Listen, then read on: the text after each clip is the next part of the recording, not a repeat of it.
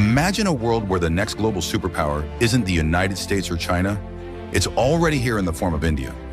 In the past few years, every major nation from Washington to Tokyo to Brussels has been racing to partner with India.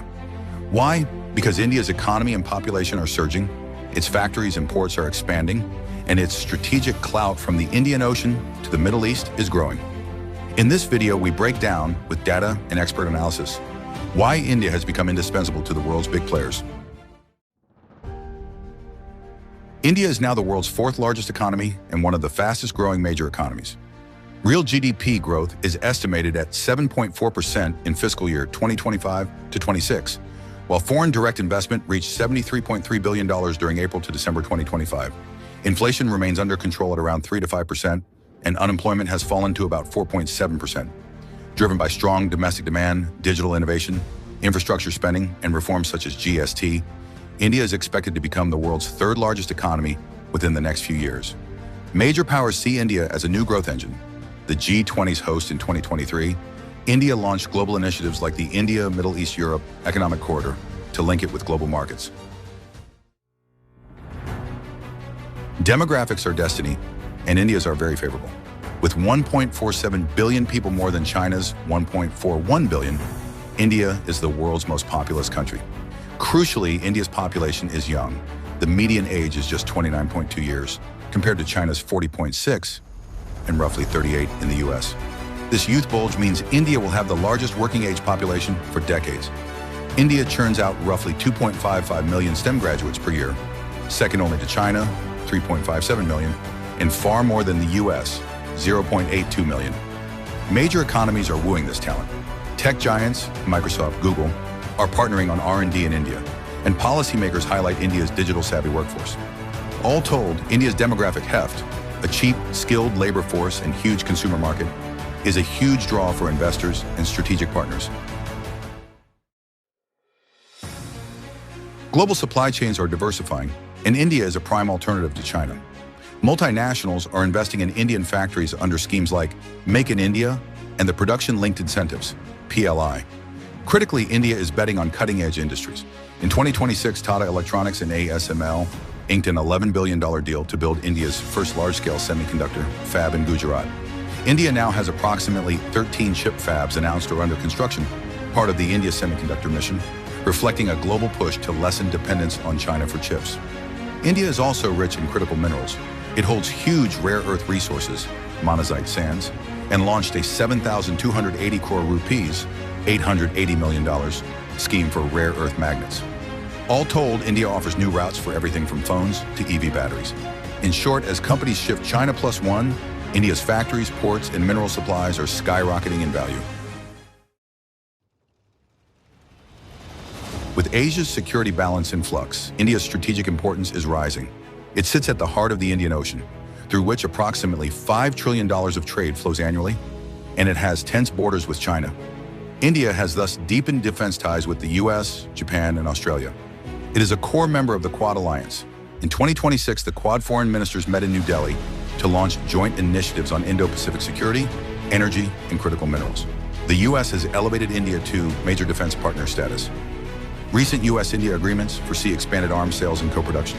They are even negotiating reciprocal defense procurement and loosening tech export rules. Washington wants Indian bases, for example, ports under logistics pacts, for greater Indo-Pacific reach. Similarly, Japan and Australia are deepening naval exercises with India. India still buys Russian arms and energy, keeping solid ties despite Western pressure. India thus juggles relationships, balancing China's rise by banding with democracies while maintaining strategic autonomy.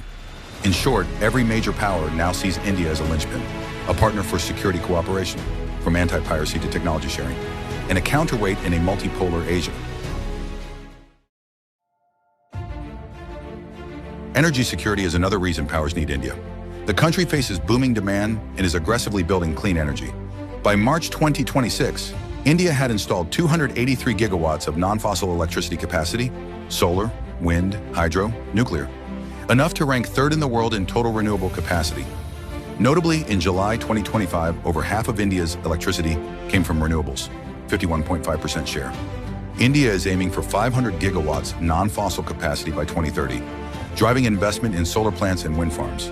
Solar capacity up 53 times since 2014. Major powers see opportunities. US and EU companies want in on India's green hydrogen, batteries, and solar markets.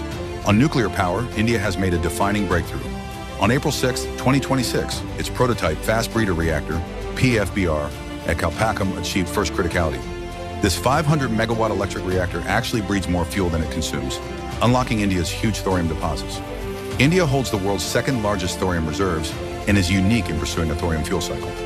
Prime Minister Modi said PFBR's success paves the way for large-scale thorium reactors, crucial for India's long-term energy independence.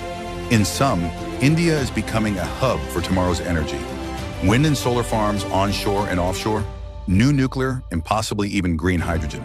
For energy-rich allies and trade-dependent powers, partnering with India is a hedge against supply shocks elsewhere. All these trends converge in one geopolitical truth. India is now a swing power in a multipolar world. Its influence in the Indian Ocean gives it control of vital sea lanes. Its partnership with the US, EU, and Japan creates a counterweight to China's Belt and Road dominion. Indeed, Western and Gulf leaders have openly praised India's strategic role. For example, France and Germany invited India to maritime drills, and the EU has negotiated a free trade pact with India. India also leads the Global South agenda, convening conferences and pressing for UN reforms, which makes it a natural partner for countries in Asia, Africa, and Latin America. Major powers recognize that India's voice helps legitimize international initiatives, for example, climate financing, digital norms, in the developing world. In practical terms, pipelines, telecom cables, and 5G deals are now routed India-centric rather than via rivals.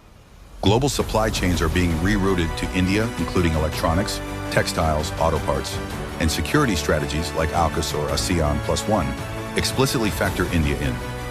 In short, India's rise, economic, demographic, and strategic, means every major country has taken notice. In the next decade, India is poised to be a true powerhouse. Keep watching as India's journey unfolds in the coming times. Comment below if you learned something surprising about India's rise, and log in for more such deep dives into global affairs and much more. And do share your thoughts as to which partnership, US/India, EU/India, etc., you think will matter the most.